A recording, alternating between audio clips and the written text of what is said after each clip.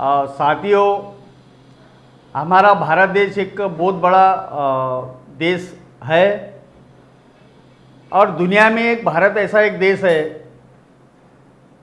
कि एक साधन संपन्न समृद्धशाली देश था। हमारे देश को मतलब भारत को सोने की चिड़िया भी कहा करते थे। तो ऐसे साधन संपन्न देश में दो तरह का इतिहास रहा है।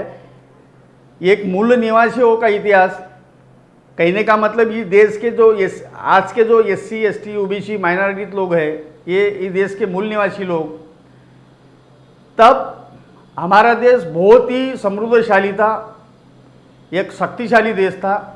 सभी लोग देश में एकदम प्यार मोहब्बत से जीना जीते थे। लेकिन हम इतिहास में सुनते हैं, पढ़ते हैं और वास्तविक जीवन में भी हम देखते हैं कि एक ऐसी कौम है, जैसा हमारे देश में अंग्रेज आए, डच आए, पोर्तुगीज आए, मुगल आए, उसी तरह से आर्य लोग आए। और जब से आर्य लोग देश में आए तब से देश की हालत पूरी बिगड़ गई। तो एक ज़माने में भारत देश एक सोने की चिड़िया था। सम्राट अशोक के ज़माने में हमारा भारत देश कहाँ से कहाँ तक के था। तो ऐसी भारत देश की परंपरा रही है। लेकिन ये विदेशी लोग आने से हमारे यहाँ पे हजारों जातियों को, इस देश के जो मूल निवासी जो लोग हैं उसको हजारों जातियों में बांटा गया। मैं OBC से बिलोंग करता हूँ, मैं कुनबी कास्ट से बिलोंग करता हूँ। हमारे कुनबियों में एक नहीं सैकड़ों जातियाँ हैं, उपजातियाँ हैं। ऐसे देश में 6000 जाति में बांटा, तो उप जातियों को अगर मिलाया जाए तो 70,000 75,000 जातियाँ होती है। तो क्या जाति हमारे दिमाग में लिखी है? एक PK पिक्चर था, वो PK पिक्चर में आमिर खान वही पूछता था कि भैया आप हिंदू धर्म के हो तो कोई ठप्पा है क्या, मुस्लिम हो तो कोई ठप्पा है क्या, बौद्ध है, सिख ईसाई है, सिख है, कोई ठप्पा है क्या। तो आदमी जब जन्म लेता है तो उसके नाम पे, उनके बॉडी पे कहीं सिक्का सिंबल नहीं होता। तो फिर हमारे माथे पे जातियाँ क्यों लिखी और जातियाँ जैसी बनाई उस हिसाब से हमको जातियाँ के इसमें बांटा गया और जातियों की इसमें बांट कर हमारे जो मूलभूत अधिकार थे, हमें हमारे मूलभूत अधिकारों से दूर रखा गया। तो ये हमारे ऊपर जो अन्याय होता था, तो अन्याय के विरुद्ध में हमारे देश के जो महापुरुष थे, जैसा महात्मा ज्योतिराव फुले थे, महात्मा ज्योतिराव फुले, शाहूजी महाराज है, इन्होंने जो मूवमेंट शुरू किया कि इस देश के जो मूल निवासी लोग हैं, इस देश के मूल निवासियों को शिक्षा मिलनी चाहिए, सभी स्वास्थ्य मिलना चाहिए, मतलब सबको समान अधिकार मिलना चाहिए।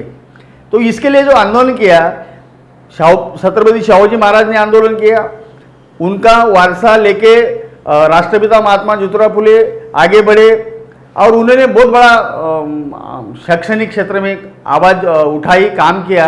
और उन्हीं का वारसा डॉक्टर बाबा साहब आम्बेडकर, जिसको हम भारत रत्न नहीं, हम उसको विश्व रत्न समझते हैं।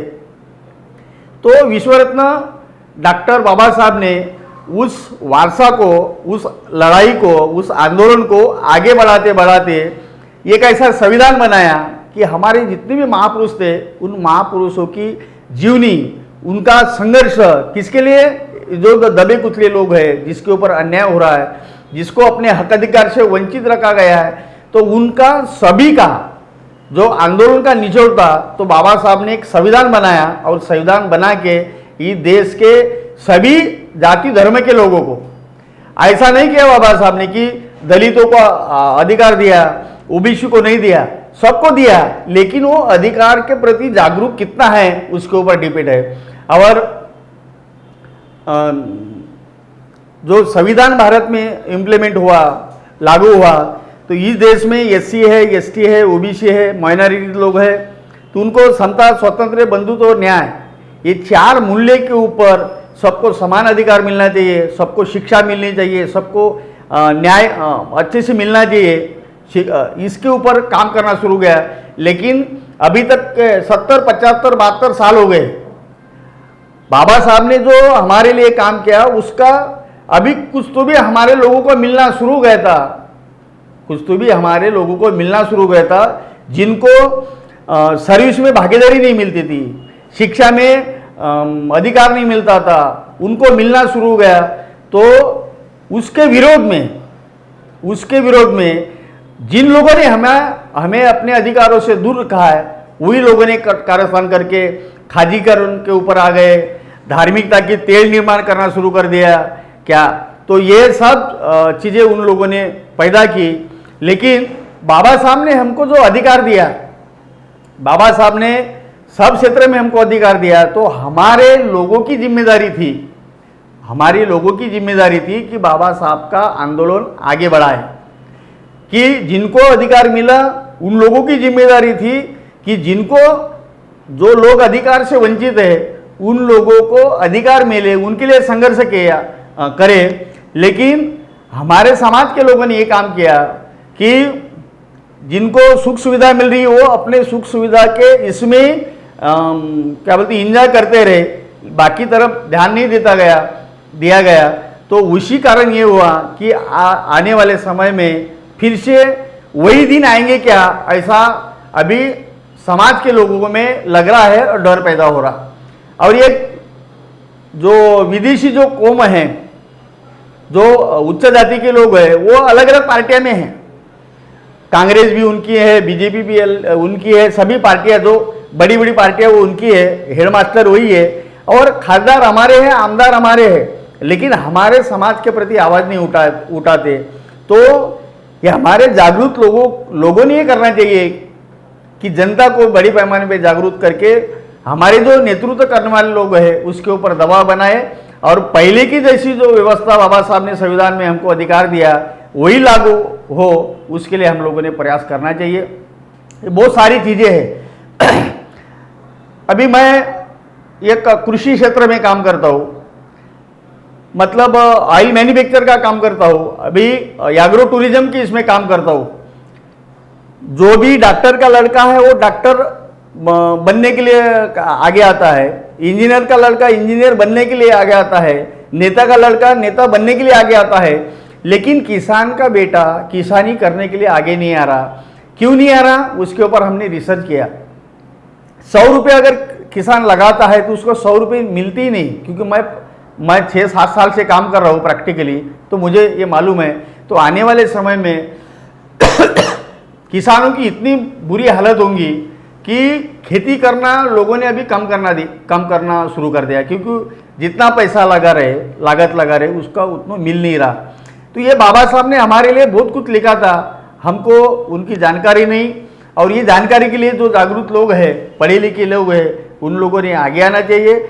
और बाबा साहब ने अपने पूरी जिंदगी में उन्होंने अपने बच्चे की तरफ नहीं देखा, अपने फैमिली की तरफ नहीं देखा, और पूरी जिंदगी हमारे समाज के उत्थान के लिए लगाई। तो ये हमारी सबसे बड़ी जिम्मेदारी बनती है कि हम बाबा साहब के विचारों को जन जन तक के पहुँचाए।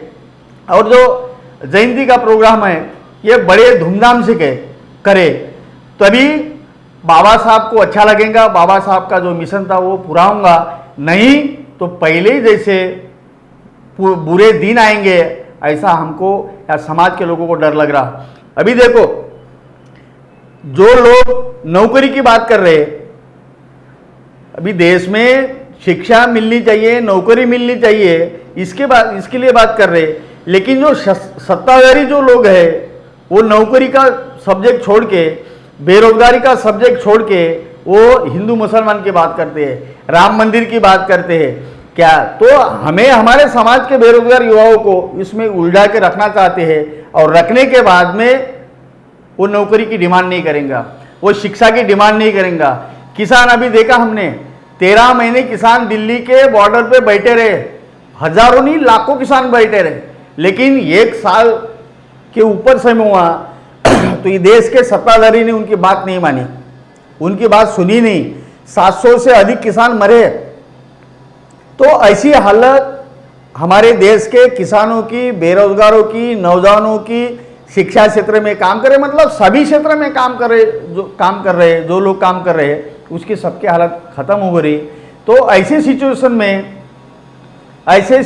में हमने जिनको चुन के दिया, ये देश को चलाने के लिए जिनको चुन के दिया, क्या तो वो लोग हमारे लिए काम नहीं कर रहे, हमारे जनप्रतिनिधि का अगर काम नहीं कर रहे, तो हमारे जागरूक समाज के लोगों की जिम्मेदारी है कि हमें हमारे समाज को और हमारे समाज के जनप्रतिनिधि काम कर रहे हैं उसके ऊपर दबाव लाए, क्योंकि हमने उनको वोट दिया और चुन के भेजा। अभी ऐसी कंडीशन है, बाबा साहब ने हमको वोट का अधिकार दिया है, एक आदमी एक वोट, फिर करोड़पति रहे तो भी उनको उनकी मत की कीमत एक ही है, और झोपड़पट्टी में रहता है, मिडिल क्लास है, उसके मत की वैल्यू भी एक है। इतना बड़ा हथियार हमारे सामने हमको बाबा साहब ने मेहनत करके दिया, पूरी जिंदगी खर्चा करके दिया, लेकिन आज हमारे लोग जो हमको वोट का अधिकार दिया है वो वोट का सही तरीके से यूज नहीं करते, और सही तरीके से मत के अमल बजावनी करने के बाद में इस देश की जो शासन करती जमात है वो ईवीएम में सेटिंग करके, ईवीएम में धांधली करके, क्या ईवीएम में धांधली करके चुन के आ रही। और ऐसी व्यवस्था अगर वो बनाते हैं, ऐसी व्यवस्था अगर वो बनाते हैं, तो फिर बाबा साहब ने हमको जो अधिकार दिया, वोट का अधिकार दिया, शिक्षा का अधिकार दिया, उस अधिकारों को कोई वैल्यू नहीं रहेगा। और आने वाले समय में मुझे तो लगता है कि आने वाले समय में, मैं 12 साल ओबीसी समाज के अंदर काम किया हूँ, जो तेली है, कुंभी है, धोबी है, नावी है, सुतार है, ऐसा हजारों जाति है, वो समाज तो ये बाबा साहब को मानने के बहुत दूर दूर तक के है। अभी जो पढ़े लिखे लोग हैं वो समझ रहे बाबा साहब ने हमारे लिए क्या किया, लेकिन बहुत सारा बड़ा तबका है, बहुत बड़ा ऐसा एक तबका है कि वो बाबा साहब को ना मानता है, और बाबा साहब के प्रति हमारे समाज में एक घृणा पैदा कर दी है प्रचार माध्यम ने या रूरल कास्ट के लोगों ने। तो ये चीज़ें हमारे लिए बहुत घातक है, और ऐसी रही तो हमारे समाज का बहुत बड़ा नुकसान होगा। अभी जिनके पिताजी नौकरी में थे, वो कमाते थे, उनका लड़का या लड़की वो डिग्री लेके जॉब के लिए घूम रहे, नौकरी के लिए घूम रहे, लेकिन उसको कोई जॉब नहीं मिल रहा। किसानी में अगर 5 एकड़ 10 एकड़ 25 एकड़ खेती होंगी तो किसान में एक मन है कि 100 के साथ करना और बाप का नाम चलाना, मतलब 100 लगाता है किसान तो उसको 60 ही मिलते हैं, तो वो भी किसानी से दूर भग रहा। अगर ऐसी कंडीशन रही तो तरुण बेरोजगारों का क्या होगा। अभी तो ऐसी कंडीशन है कि बहुत सारे बेरोजगार लोगों को नौकरी तो छोड़ो, उनको लड़की भी देने के लिए कोई तैयार नहीं है। तो ऐसी अगर ऐसी कंडीशन होती है तो आने वाले पीढ़ी में हमारा क्या होगा, हमारे बच्चों का क्या होगा, इसके तरफ हम लोगों ने सभी ने ध्यान देना चाहिए। नहीं तो बाबा साहब ने जो काम किया, अपनी पूरी जिंदगी लगा दी, कोई सुख सुविधा का फायदा न लेते हुए अपने लिए, हमारे समाज के लिए पूरी जिंदगी लगाई, उनको कोई फायदा नहीं हुआ, ऐसा होगा।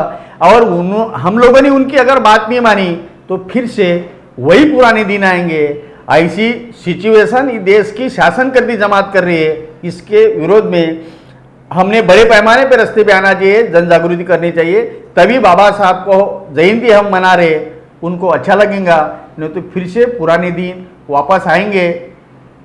इतना ही मैं कहता हूँ।